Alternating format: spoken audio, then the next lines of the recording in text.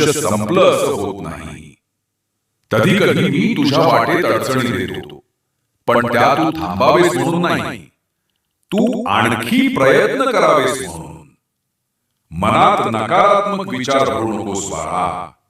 समजून घे, योग्य वेळ येते तेव्हाच दारे उघडतात.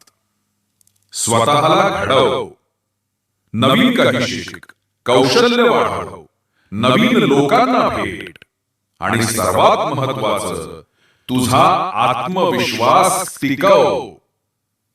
कधी तुला वाटेल सगळे पुढे गेले, मीच मागे पडलो.